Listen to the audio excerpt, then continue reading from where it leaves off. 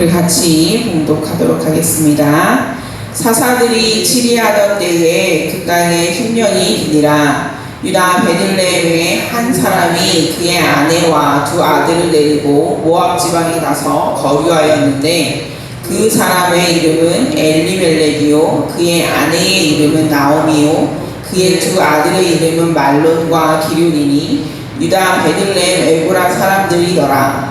그들이 모압 지방에 들어가서 거기 살더니 나오미의 남편 엘리멜렉이 죽고 나오미와 그의 두 아들이 남았으며. 아멘. 오늘 룻기의 시작은 사사들이 치리하던 때 이렇게 시작합니다. 사사기에 따르면 각자 자기 소견에 옳은 대로 살던 그 시기입니다. 자신들이 생각하기에 옳은 대로 살다가 하나님께서 주변에 이방 민족을 이용해서 치시면 힘들어서 하나님 도와주세요 라고 기도하고, 또 그러면 하나님이 사사를 보내주셔서 구해주시면 하나님 감사합니다 했다가 평안해지면 어느새 또 그 은혜를 잊고 자기 소견에 옳은 대로 사는 그 행동을 계속해서 반복하던 그 사사기 때에 있었던 일입니다. 이때 베들레헴에 엘리멜렉이라는 사람이 살고 있었습니다.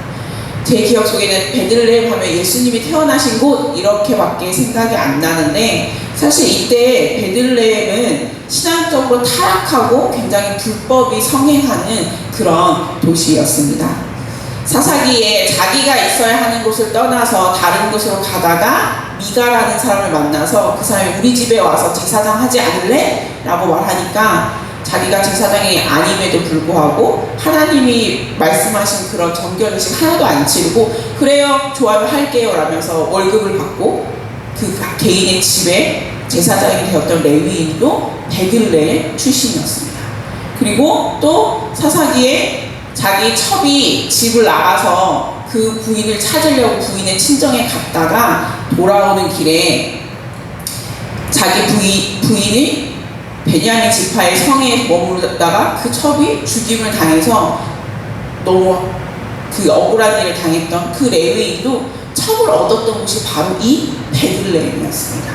그러니까 이 당시에 베들레헴 하면 신앙적으로 굉장히 타락하고 여러 가지 음란한 문화나 이런 것들이 있었던 곳입니다. 하나님의 말씀을 가장 잘 알고 이스라엘 사람들을 하나님의 말씀대로 살도록 해야 했던 이 시대에 레위인들도 하나님의 말씀을 기억하지 않고 또 자기 소견에 각자 옳은 대로 살고 있던 시대가 바로 이 룻이라는 사람이 나온 이 사사기 때입니다. 그리고 이 베들레헴에 사는 이 엘리멜렉이라는 사람도 이런 영적 타락의 영향을 받았습니다. 자녀의 이름은 부모의 믿음의 고백으로 지어지는 것이 이 당시 또 지금도 많은 믿음의 부모들의 그 신앙의 유산입니다. 엘리멜렉 자신도 그 아버지가 하나님은 나의 왕이십니다 라는 그 신앙의 고백을 담아서 엘리멜렉이라는 이름을 지어주었습니다. 그런데 오늘 2절에 보면 엘리멜렉은 자기 아들의 이름을 말론과 기륜이라고 지었습니다. 말론은 병들다 이런 뜻이고 기륜은 실패하다라는 뜻입니다.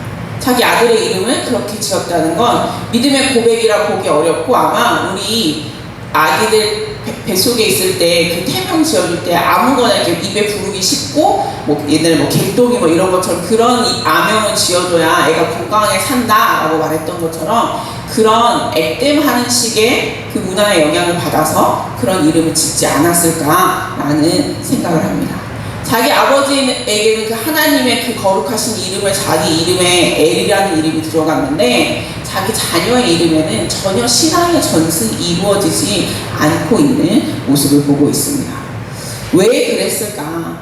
아마 이 사사기라는 것만으로도 이스라엘 사회의 전체적인 타락이 왔고 그래서 영적인 기준을 낮추었기 때문이고, 또 이 가나안 땅에 들어가서 하나님의 나라를 세웠는데 오히려 가나안 문화의 영향을 받아서 가나안식으로 아이들의 이름을 지었고 또 엘리멜렉이 부유한 사람이었기 때문입니다. 오늘 1장 21절에 보면 나오미가 다시 이 베들레헴 성에 들어왔을 때 네가 나오미 아니야? 라고 말했을 때 내가 풍족하게 나갔다가 지금은 여호와께서 내게 비어서 돌아오게 하셨다라고 표현합니다. 이것으로 보아 엘리멜렉의 가정은 풍족한 가정이었습니다. 그 당시 이스라엘 사회의 통념적인 생각으로 보면 내가 풍족하다는 건 하나님이 나를 축복하셔서 내게 복을 주셨다는 의미입니다. 그러니까 나는 하나님께서 복을 주실 만큼 믿음을 지키는 사람이다 라고 생각할 수도 있었을 것이고, 하나님께서 나에게 복을 주셨다 라고 생각했을 수 있습니다.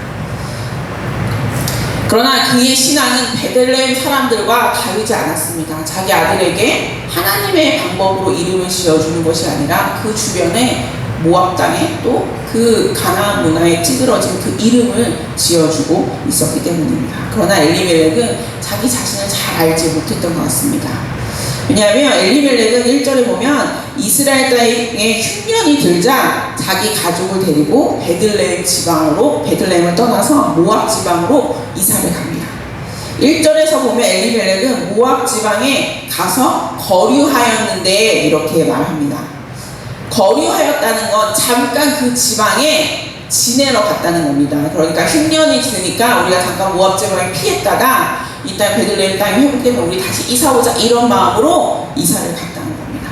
그런데 2절에 보면 그가 모압 땅에 살게 되었다 라고 바뀌어 있습니다.